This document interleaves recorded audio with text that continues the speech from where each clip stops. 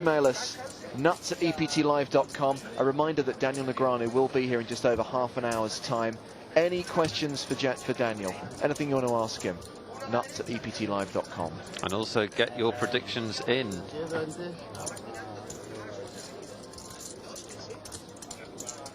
Well, Daniele Mazzia is our short stack, and he was thinking about playing whatever he had that time. He's not going to be able to wait for very long. He's got 10 big blinds, James, and it's going to cost him, what is the pot? 69,000 a round out of a 300,000 stack. So you're going to see him moving all in at some point in the next round and a half. There's just no doubt about that.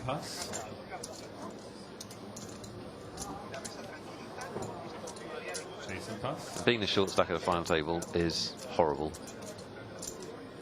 It's just so tedious because there's nothing you can do. You're sitting and you're waiting, and everyone else is manipulating their big stacks, and you're just praying that you get that double up that allows you to be competitive. Sure, but at the risk of sounding like a broken record, remember Jason Mercier was the short stack in San Remo, and he went on to win it. Absolutely, and remember that in this tournament, Fintan Gavin was the short stack with just a few big blinds left, had Jack Deuce, got called, and spiked a Jack on the turn to stay alive. Well, we got our first 3-bet of the final table. Indeed. Sam Chartier raised it up, made it 71,000 to play, and then the re-raise announced by Fintan Gavin, he raised it up to 270,000. Sebastian pass, small blind pass, big blind pass. The blinds fold, so it's back to Sam. Well, Gavin's put almost 300,000 in this pot, so I think he's committed to this hand. Almost half his stacked in the middle. Yeah, unless this is a complete move. He's committed to this hand, and Chartier will know that, and he does pass. Fintan wins the pot. What's Fintan going to show? He shows quite a lot of cards. He shows a king. Hiding the ace. Or was he? No, pretty high. You have to steal the odd time. He's an amusing character. Yeah, I'm really glad he's at the final table. He's got some moves and he's got some game, and he also acts up a bit. He'll try and give out false tells and that kind of thing. He's going to be fun to watch if he can keep this great run going. And of course, we had a few emails yesterday telling us that Fintan works in the industry. He's a card room manager. He organises poker tournaments, and because of that, he says he doesn't get to play enough poker. But he's decided that he's going to try and qualify for as many EPTs as possible this season because he's been so impressed with this tournament. He's obviously had a good time and enjoyed the structure. Well, he should be having a good time. You know, he's already locked up 74,000 euros, and he's got a shot at 1.36 million euros. So well, he's locked up 119. Don't forget, everyone gets 6 figures at the final table. Yeah, I've got a problem reading. That's not. It's been a handicap in my life. As I say, check that prescription. Here we go. We knew it wouldn't be able to wait more than a round or so, and Daniele Mazzia moves in for about 10 big blinds, about 300,000. That's only 25% of Nielsen's stack. And he knows, this is the thing when you get short stacked, the other players know that you have to make a move. Yeah.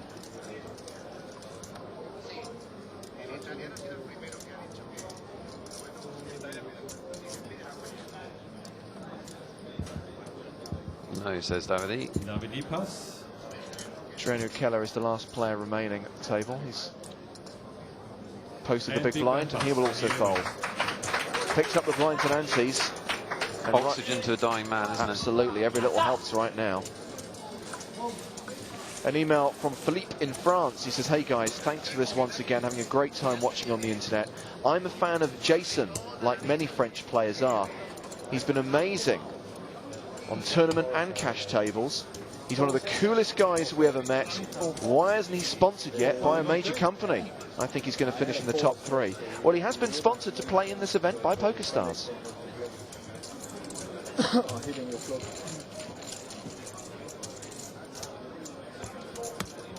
That answers that. Yeah, Jason has a lot of fans. One of them sitting next to him, of course, his friend Sam. And the rest of the crew, I'm sure, are sitting in the stands. I'm sure they'll be cheering him on, hoping that he can fight back from that knock that he took towards the close of play yesterday. I don't recommend watching one of your friends in a poker tournament, James, in a final table. It's really tough, because when they put their chips in, you've got no idea what you want to happen. No. You don't know whether you want the other guy to call or fold or what. It's pretty horrendous experience. Much better to be actually playing. Finton pass. Sebastian pass. And Sebastian Ruthenberg, who's second in chips, very quiet start to the final table. Hasn't really played very much at all. Well, here comes possibly a re-raise from our chip leader. How many chips is he cutting out? Is he just calling? Well, he's cutting out the blue chips, 10,000 chips. It looks like he's just calling. But he makes a lot of moves like this. We were watching him yesterday. He'll take chips out and cut them, and then put them back. Yeah, there you go, you see. He takes chips out, puts out exactly the amount of chips to call, and then throws his cards away. He makes moves like that all the time. He's a very, I don't know what word to use, demonstrative character at the table in his body language. He's a tease. He's a tease. So you've gone a slightly sexier angle there, James. Rain pass. Don't need to look at the second one. And chase pass. Sam Chartier taking that one down. Nice NC5. Yeah, 70,000 in the pot. Every time a player raises and takes it, he adds 70,000 to his stack. Got to give this another mention. That free roll.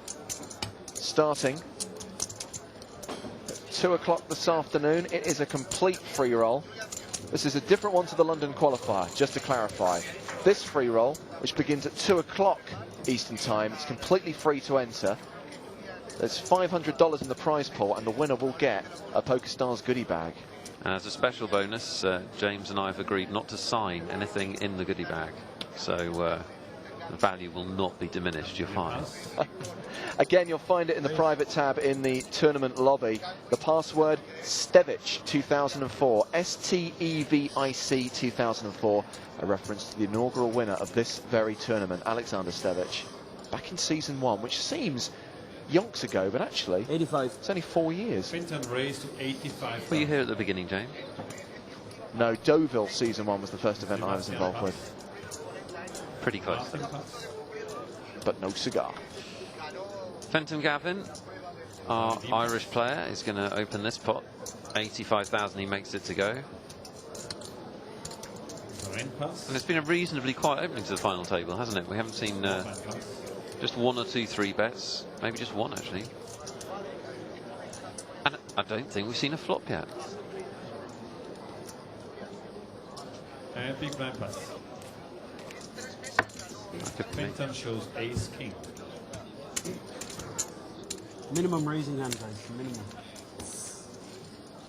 Also a minimum hand. Yeah, the story of this final table so far, and do bear in mind its early stages, has been raise and take it, or re-raise and take it. Yeah, and only has there been 1 or 2 3 bets, but that's about it. I think just that one hand, wasn't it? Just the one hand from the man in shot, Fenton Gavin, but it's a quiet start to the final table. And it's really interesting with final tables. I mean, this isn't always the case, but you do get, the tone can be set early on. So if you have a big clash early on, it can set off fireworks for the rest of the table. There's a man who knows what it's like to play at an EPT final table and indeed win the title. Julian Thu, winner in Baden last season. And I believe a player who took an award at the inaugural EPT Awards last week.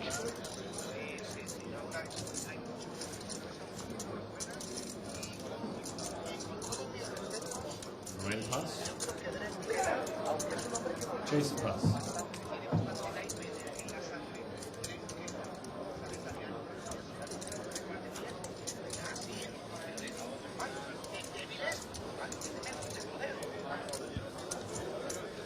And Samuel from the small blind puts in 200,000 and wins the pot.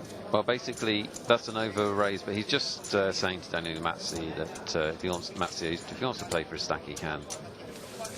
Matsi is the short stack, 350,000 he has with a big blind of 30,000. So He can take a few hands, but you won't see him sitting there for too long, I don't think.